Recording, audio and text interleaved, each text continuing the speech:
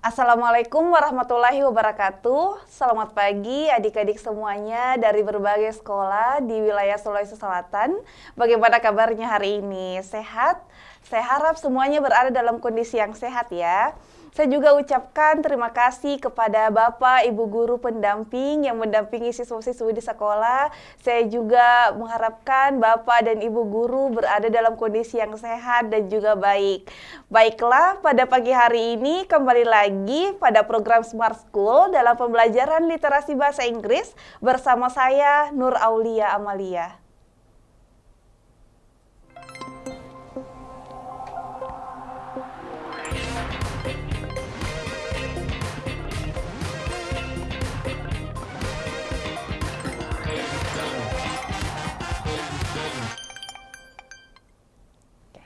Baiklah adik-adik sekalian, pada pagi hari ini topik pembelajaran dalam literasi bahasa Inggris yang akan kita pelajari berkaitan dengan fact and opinion. Ya, oke. Jadi berkaitan dengan fakta dan juga opini. Nah, kalimat fakta dan juga kalimat opini. Inilah yang akan kita bahas pada pagi hari ini. Baiklah, kita masuk kepada slide yang selanjutnya.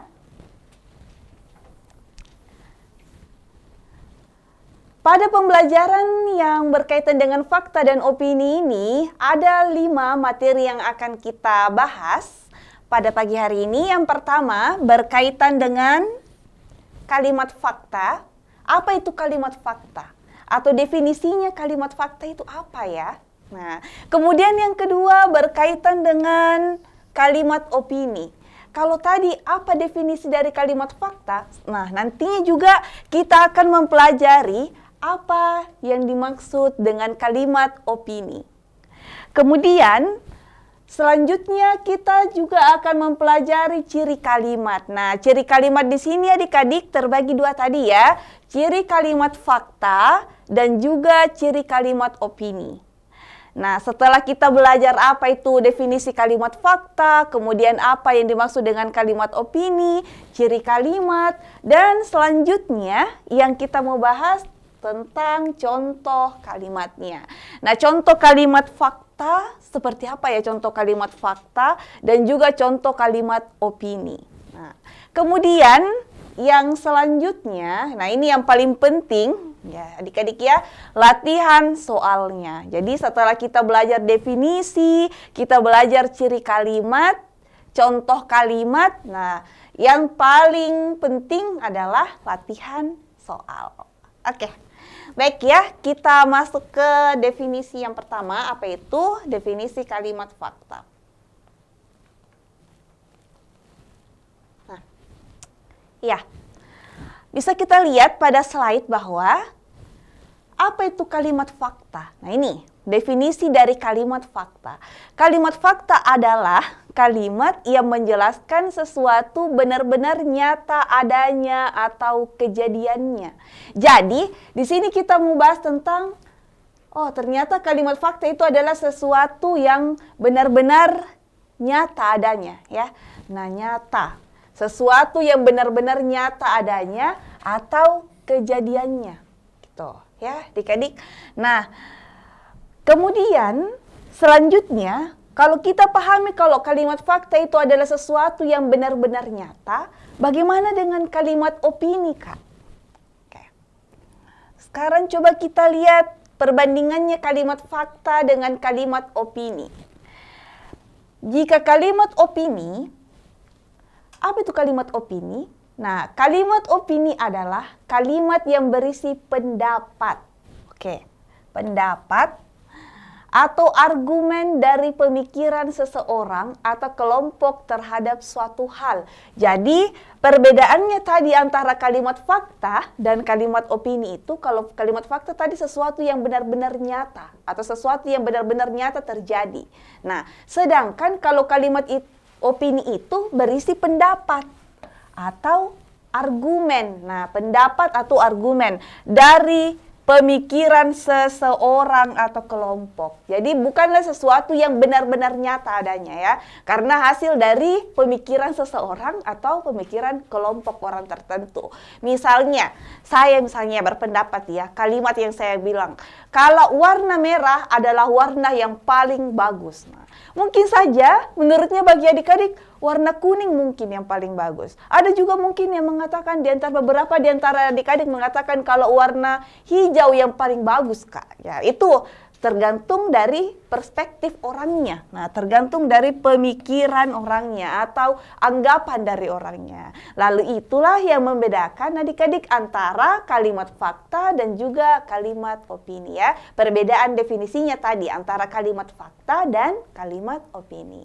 Oke. Setelah kita bahas tadi apa itu definisi kalimat fakta dan kalimat opini, nah mari kita masuk kepada atau beralih kepada slide berikutnya. Nah, slide berikutnya membahas tentang ciri kalimat fakta. Jadi tadi sudah definisinya kita bahas, nah sekarang kita masuk kepada cirinya. Oke. Ciri kalimat fakta ya. Yang pertama, bersifat objektif. Jadi sesuatu, kalau kalimat fakta itu adik-adik berarti sifatnya objektif ya. Kemudian yang kedua, menjelaskan sesuatu yang benar terjadi. Nah, secara nyata gitu. Jadi, ya, ciri kalimat fakta yang kedua, sesuatu yang dijelaskan dalam kalimat tersebut itu adalah sesuatu yang benar terjadi secara nyata ya, secara nyata terjadinya. Nah, kemudian ciri yang ketiga apa, Kak? Ciri yang ketiga adalah memiliki bukti kebenaran yang dapat dipertanggungjawabkan. Oke, jadi ada buktinya. Contohnya seperti apa adik-adik? Contohnya itu, contoh ya, misalnya hasil penelitian. Nah, oke, hasil penelitian. Berdasarkan hasil penelitian dari Tika misalnya ya, nah itu adalah bukti kebenaran. Berarti sesuatu itu sudah diteliti kebenarannya. Nah ya kan adik-adik. Nah jadi salah satu dari ciri kalimat fakta itu ada bukti kebenarannya yang dapat dipertanggungjawabkan. Ya, salah satunya adalah hasil penelitian. Oke. Kemudian yang keempat, memiliki data yang akurat. Iya ini paling penting juga ya. Jadi ciri kalimat fakta yang keempat itu ada datanya yang akurat. Seperti ada angka ya. Nah 75 gini. Contohnya misalnya perkembangan ekonomi itu berkembang 75% misalnya ya. Oke. Ini ada angka adik-adik ya. Jadi ketika kita melihat dalam soal literasi bahasa Inggris ada angkanya, itu termasuk dalam kalimat fakta, ya. Kemudian yang kedua, ada keterangan waktunya. Misalnya, COVID-19 happen in 2019, misalnya.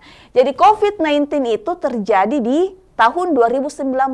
Ada keterangan waktu, misalnya kalimatnya seperti itu ya. Nah, COVID-19 memang terjadi atau benar nyatanya terjadi di tahun 2019, berarti itu adalah sudah secara nyata. Kemudian yang kedua ada lagi keterangan waktunya. Berarti jelas-jelas kalau kalimat tersebut tadi merupakan kalimat fakta. Nah, kemudian yang ketiga misalnya tempat. Ada tertulis pada kalimat itu ada keterangan tempatnya. Misalnya, the capital of South Sulawesi is Makassar. Jadi ibu kota dari Sulawesi Selatan itu adalah Makassar ya. Pertama itu benar secara nyata, benar ya, ibu kota Sulawesi Selatan adalah kota Makassar. Kemudian ada keterangan tempatnya lagi ya. Benar-benar menyatakan kalau kalimat tersebut adalah kalimat fakta. Oke.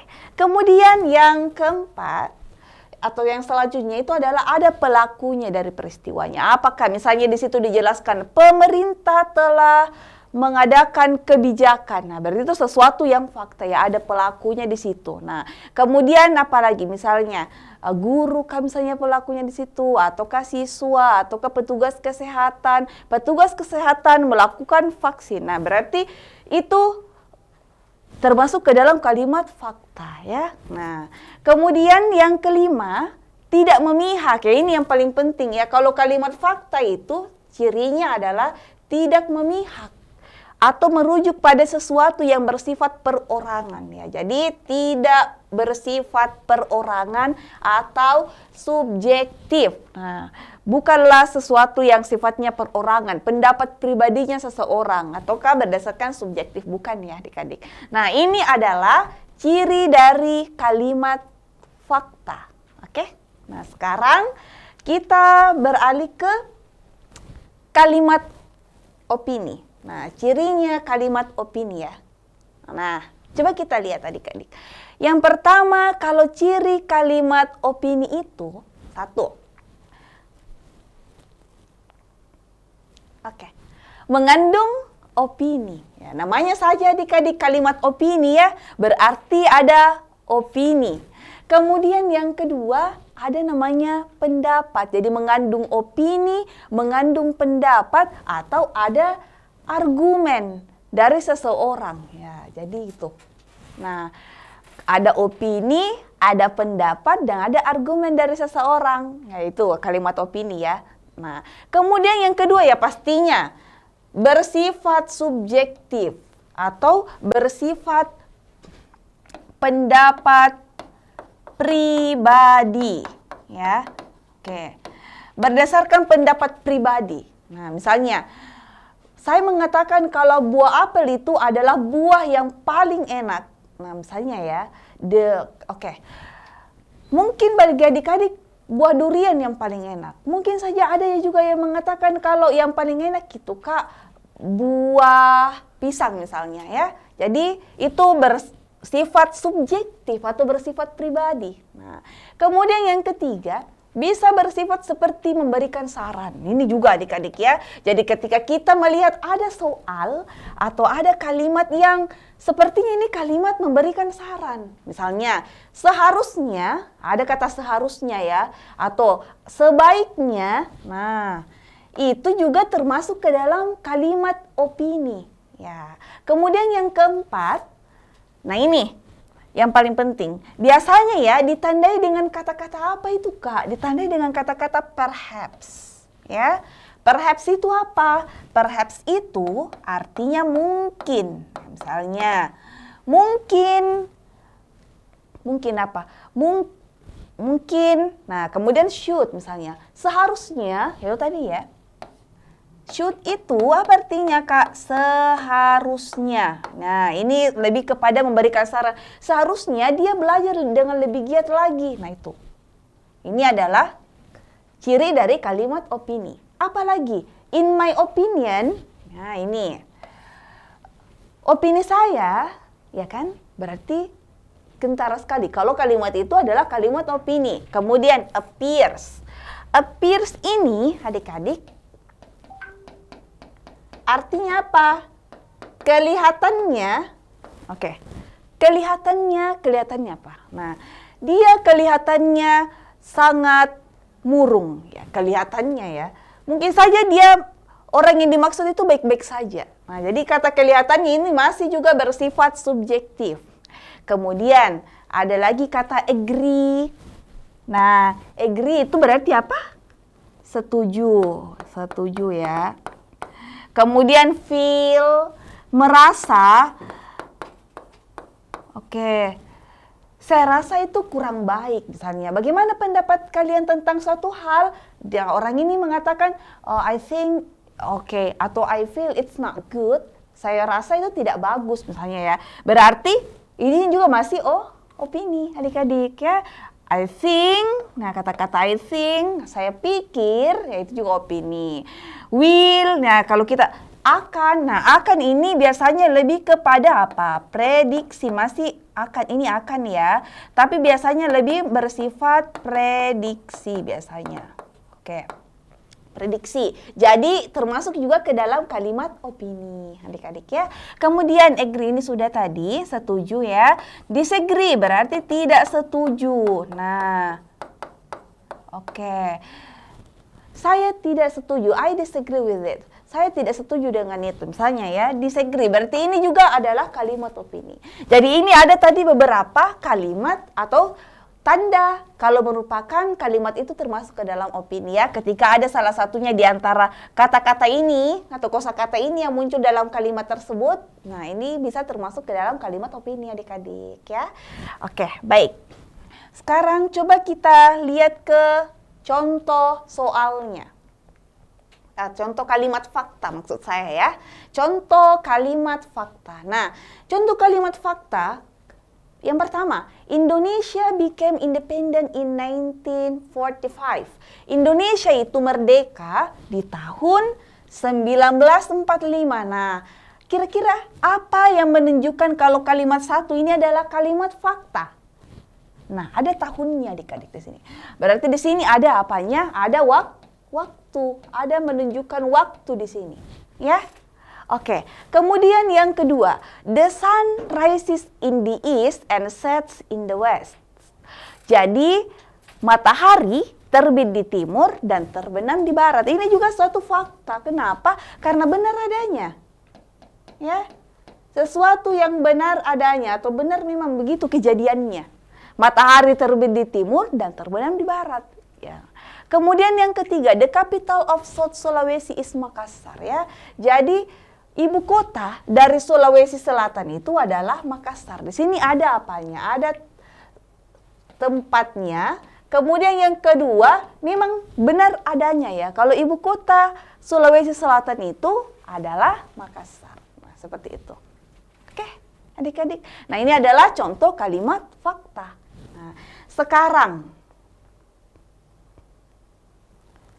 kita masuk kepada contoh kalimat opini. Nah, oke, adik-adik kita bisa lihat ya di slide contoh kalimat opini. In my opinion, K-pop music is the best. Jadi menurut saya musik K-pop itu adalah yang paling bagus, yang paling baik, yang terbaik lah pokoknya ya. Nah karena saya suka musik K-popnya, jadi saya mengatakan kalau K-pop music is the best. Mungkin saja bagi adik-adik genre musik lain yang adik-adik suka, ya kan? Jadi ini dikatakan subjektif ya, in my opinion, opininya saya adik-adik ya. Mungkin saja adik-adik suka K-pop atau mungkin juga suka genre musik yang lain. Nah, kemudian yang kedua, math is a difficult subject ya. Ini ya, jadi menurut saya matematika itu adalah pelajaran yang sulit. Nah, mungkin bagi adik-adik matematika itu mata pelajaran yang paling gampang, misalnya ya. Ataukah misalnya kalian punya pendapat yang lain tentang mata pelajaran matematika ya. Jadi itu adalah opini adik-adik ya. Kemudian yang ketiga, nah ini paling jelas ini. I think, saya pikir over time technology will replace human jobs. Jadi seiring bertambahnya waktu teknologi itu akan replace, nah akan menggantikan. Replace itu menggantikan human jobs, pekerjaan manusia. Oke, dari mana kita tahu kalau kalimat ini opini? Ya, I think, di sini kan ya, adik-adik ya, I think berarti kalimat opini. Oke, nah baik, ini tadi contoh kalimat daripada kalimat fakta dan juga kalimat opini. Nah, sekarang kita masuk ke latihan soalnya. Nah, di soal yang pertama ini adik-adik kita lihat ya, ada 3 paragraf di sini. Oke, mungkin ada yang mengatakan, Kak ini termasuk panjang ini Kak, ada 3 paragraf. Ingat ya, kita harus pahami konsepnya bahwa apapun dan bagaimanapun panjangnya soal literasi bahasa Inggris, kita harus pertama-tama yang harus dibaca itu adalah soalnya. Ya, jadi pertanyaannya apa? Oke, kita lihat dari question 1. The author's assumption, nah berarti asumsi. Oke, asumsi. Authors itu penulis, sedangkan assumption itu adalah asumsi. Jadi kalau digabung menjadi the author's assumption itu berarti asumsi penulis. Atau bahasa lainnya adalah pendapat penulis ya.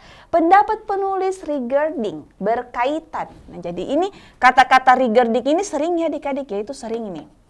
Regarding itu sering masuk ke dalam soal SNBT, regarding, berkaitan dengan the early adoption rates is that, dengan adopsi, rating adopsi yang early, berarti yang awal.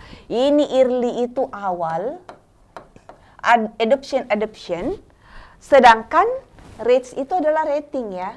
Nah, rating adopsi awal adalah, kita harus pahami bahwa ini namanya kita pakai teknik scanning namanya adik-adik ya pada soal seperti ini.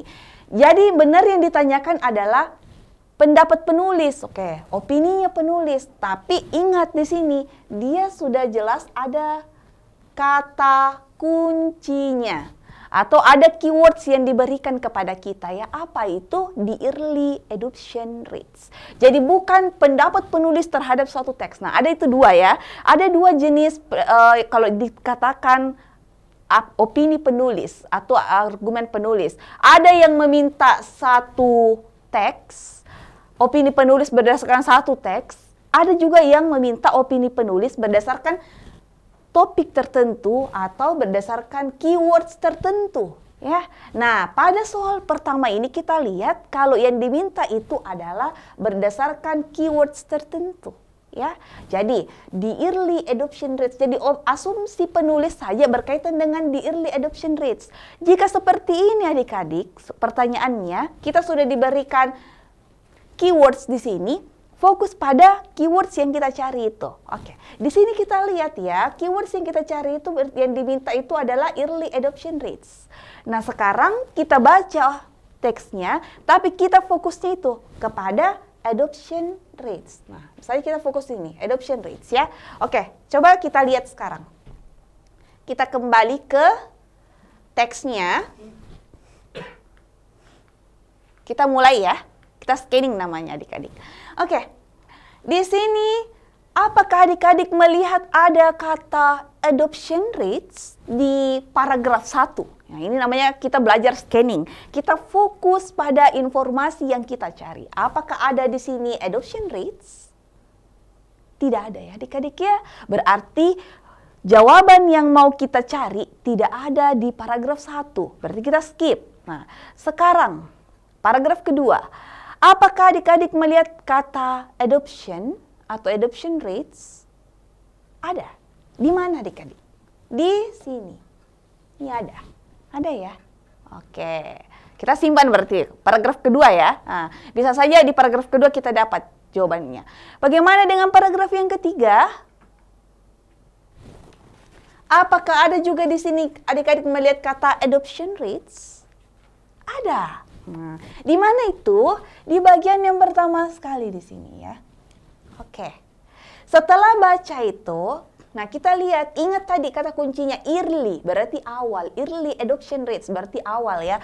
Nah, di sini coba kita baca. Nah, setelah dapat keywordsnya, kita baca itu kalimatnya. Coba kita lihat. Fortunately, untungnya, EN app adoption rates ya, rating adopsi aplikasi IN ini in some stage di beberapa negara itu are now. Sekarang, sekarang ya. Yang dibahas tadi di kata kuncinya apa? Early, awal. Berarti di sini bukanlah, ya memang di sini ada adoption rates-nya, tapi bukan di sini jawabannya berarti. Karena dia bahas sekarang adik-adik. Sedangkan yang diminta kalau ada sekarang, berarti ada sebelumnya. Berarti ada early-nya. Berarti ada bagian awal. Nah, berarti jawabannya ada di mana kita butuhkannya? Ada di paragraf yang kedua, gitu ya. Nah, coba kita lihat paragraf yang kedua. Dia bilang apa di sini ya? Nah, di sini tadi. Nah, kita baca, ingat ya, kita tidak baca semua paragraf yang kedua, tapi kita baca saja pada informasi yang kita mau cari itu tadi. Adoption di sini, baca kalimat yang ada adoptionnya tadi. Even, ya kan, even in stage, bahkan di negara-negara that release, yang mengeluarkan IN apps, aplikasi IN ini, adoption was often agonizingly slow. Adopsi ini sering agonizingly slow, sangat melambat. Katanya adopsinya ini sangat lambat ya adik-adik ya. Kemudian, nah kita lihat penjelasan selanjutnya. Kalau kita lihat di kalimat yang ada adoptionnya itu, kita pahami kalau ternyata adopsinya ini sangat lambat ternyata ya. Nah, apakah kita sudah mengetahui penjelasannya kenapa dikatakan lambat? Nah, kalau di kalimat itu belum jelas kenapa lambat, kita bisa baca lagi kalimat apanya? Kalimat selanjutnya. Oke, kalimat selanjutnya. Di Alabama, only 3%. Hanya 3% dari stage adult population. Jadi, populasi dewasa negara, maksudnya orang di negara itu yang berada pada orang dewasa, populasi dewasa ya, had downloaded the stage EN app by the late October. Jadi, nah, telah mendownload ini, aplikasi IN ini di akhir bulan Oktober itu. Hanya 3%. Itu adik-adik. Nah, more than 2 months after launch. Jadi, lebih dari 2 bulan setelah di launching. Ya. Kemudian, by early December, pada awal Desember itu jumlahnya still just 40.6%. Nah, jadi dari sini kita mengatakan, oh, kita tahu kalau adopsinya ini lambat ya. Oke, kalau adopsinya ini lambat. Kemudian kenapa dikatakan seperti itu? Karena hanya 3% yang mendownload di akhir bulan Oktober. Kemudian 4,6% mendownload dan baru mencapai 4,6% di awal bulan Desember. Oke. Nah, pertanyaannya tadi, asumsi kalau penulis menuliskan kalimat seperti ini di dalam teksnya, berarti apa ya yang menjadi asumsi penulis terhadap early adoption rate itu, rating adopsi yang bagian awalnya ya. Nah, coba sekarang kita lihat. Oh ya, kita lihat di sini ya. Kalau yang menyebabkan itu adalah pandemi. Oke, adanya pandemi. Nah, sekarang coba kita lihat pada pertanyaannya. Oke. Kita lihat opsinya. The rates would be fast at the beginning and slow in the later months. Jadi ratingnya itu akan cepat, oke, pada awalnya beginning and slow in later months dan akan melambat, ya kan, di bulan-bulan selanjutnya. Apakah seperti tadi yang dikatakan atau yang dibahas dalam teks itu? Tidak ya adik-adik ya, bahkan dikatakan sangat melambat ya. Nah, jadi di sini yang membuat salah adalah akan cepat, akan menjadi cepat pada awalnya. Nah, sedangkan hanya 3%. Bahkan sampai bulan Desember awal hanya mencapai 4,6%. Berarti ini kurang tepat. Nah, sekarang opsi B, the government, pemerintah itu could have worked harder. Telah bekerja lebih keras nih to make the apps compulsory. Untuk membuat aplikasi wajib ini. Oke. Apakah tadi dibahas tentang pemerintah telah bekerja keras? Fokusnya tadi di kalimat itu apa, adik-adik? Mendownload. Nah, fokusnya tadi. Jadi ini juga kurang tepat. Jadi tidak dibahas tadi bagaimana usaha kerja kerasnya, enggak ya. Tapi berapa populasi yang mendownload itu aplikasi. Kemudian next. People living in stage that launch EN apps would adopt app faster. Nah, kata-kata fasternya itu adik-adik ya. Orang-orang yang tinggal di negara-negara. Jadi stage di sini kita maknai apa adik-adik? Negara. Negara yang melaunching EM apps ini akan mengadopsi aplikasi itu lebih cepat. Apakah tadi seperti itu? Ingat tadi, yang dikatakan adalah melambat. Berarti ini juga kurang tepat. Nah, next. Technology of the apps was too advanced for the citizens during the pandemic.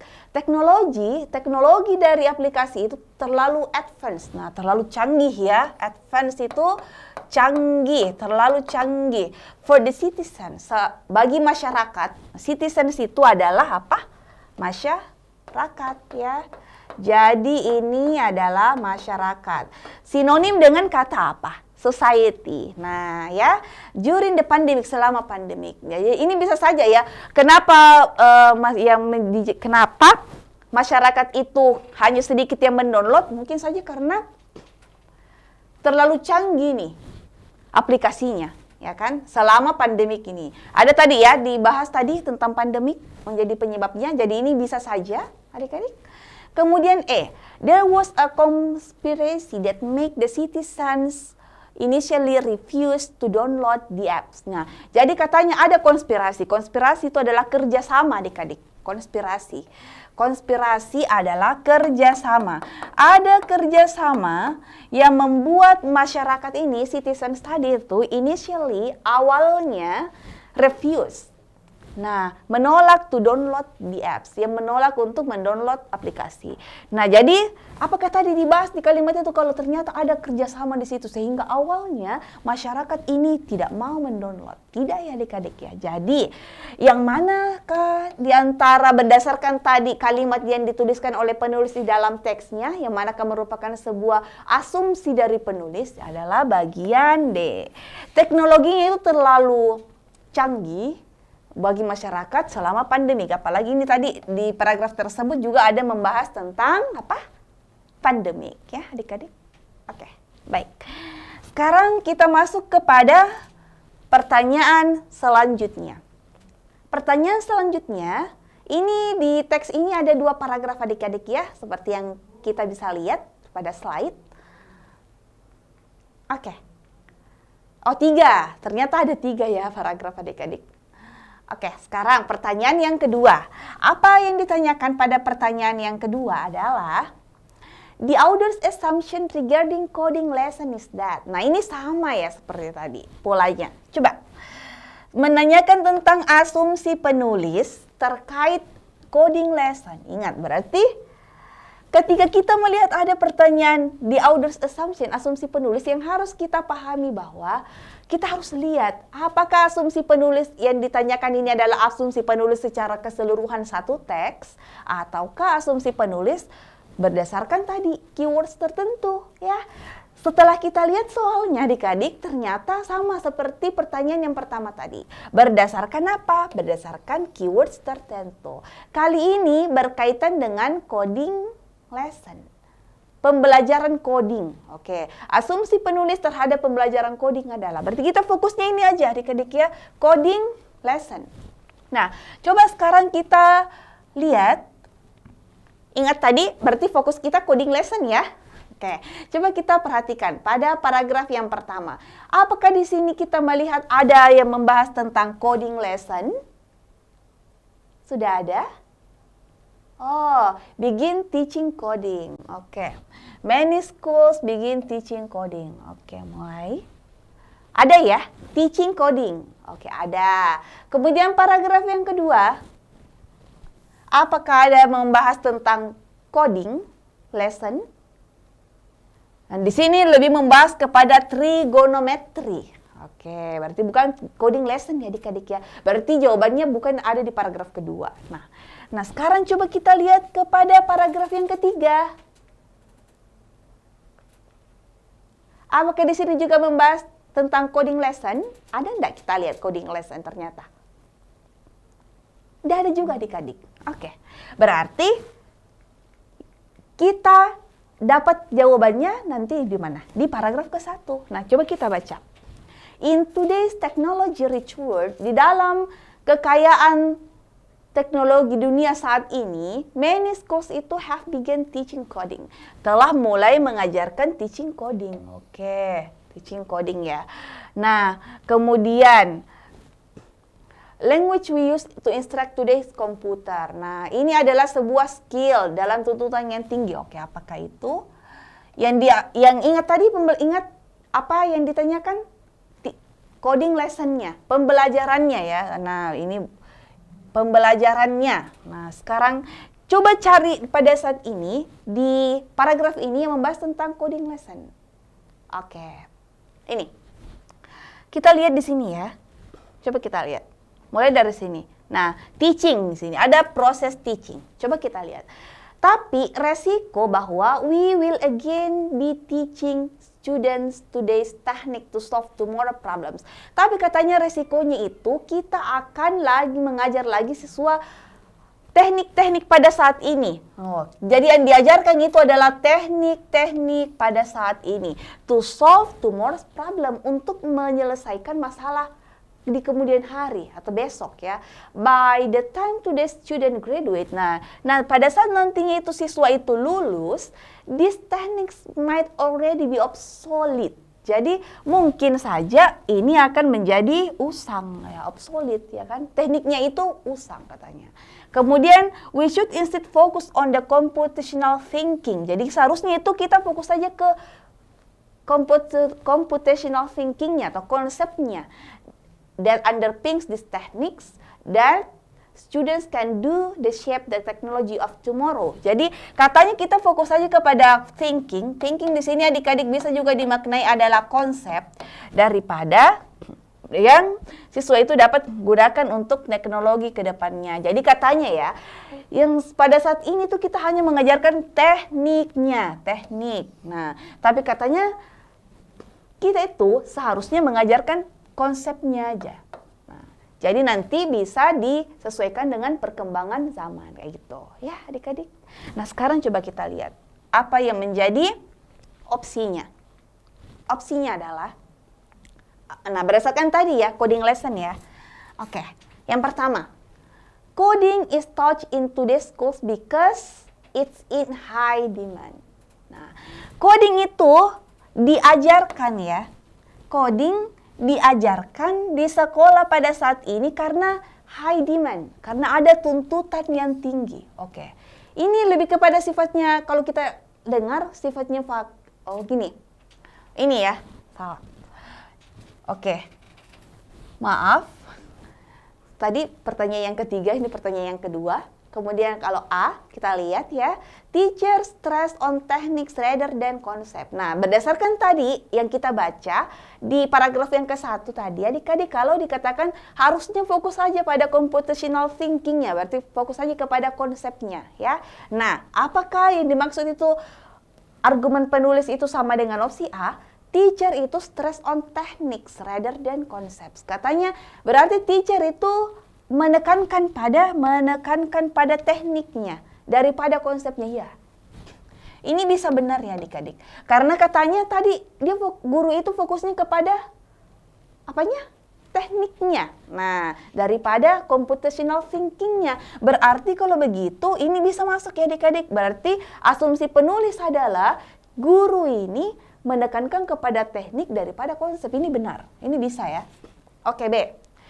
Siswa, student should have mastered it before they graduate. Katanya siswa itu seharusnya sudah master, sudah menguasainya sebelum mereka lulus. Oke, apakah harus sudah master dulu sudah menguasainya sebelum mereka lulus? Apakah ada kata-kata seperti itu tadi? Oke, katanya tadi kalau teknik saja yang diajarkan, nanti ketika mereka lulus, teknik-teknik yang diajarkan itu akan jadi usang, tidak sesuai lagi dengan perkembangan zaman. Berarti ini kurang tepat, ya. Kalau C, many schools have not integrated into their curriculum. Banyak sekolah itu belum mengintegrasikan dalam kurikulum mereka. Apakah tadi ada kata-kata seperti itu adik-adik yang kita baca? Ingat ya, fokusnya kita tadi apa? Pada coding lesson. Apakah katanya banyak sekolah yang belum mengintegrasikannya? Apakah ada tadi kata-kata seperti itu atau kalimat seperti itu yang kita baca? Tidak ada ya, adik-adik ya. Oke, next. D. It will translate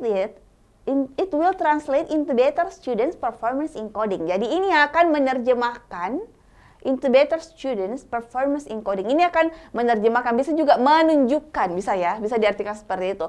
Menunjukkan performance. Nah, performance ini bisa kita maknai dengan apa? Kemampuan. Kemampuan siswa yang lebih baik, nah, kan?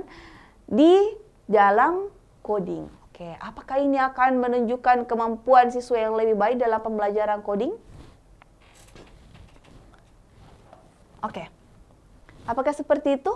Nah, tadi kalimatnya itu lebih kepada apa? Lebih kepada memberikan saran, ya, saran untuk mengajarkan konsep juga dibanding hanya mengajarkan teknik. Nah, jadi kalau misalnya D, ini akan menerjemahkan atau membuat kemampuan siswa itu menjadi lebih baik dalam pembelajaran coding. Nah, ini juga berarti kurang tepat ya. Karena kenapa? Karena tadi itu di dalam teksnya ada memberikan saran adik-adik. Kemudian bagian E, it is a required technological skill for every student's future. Jadi ini di require, apa itu require? Diharuskan ya.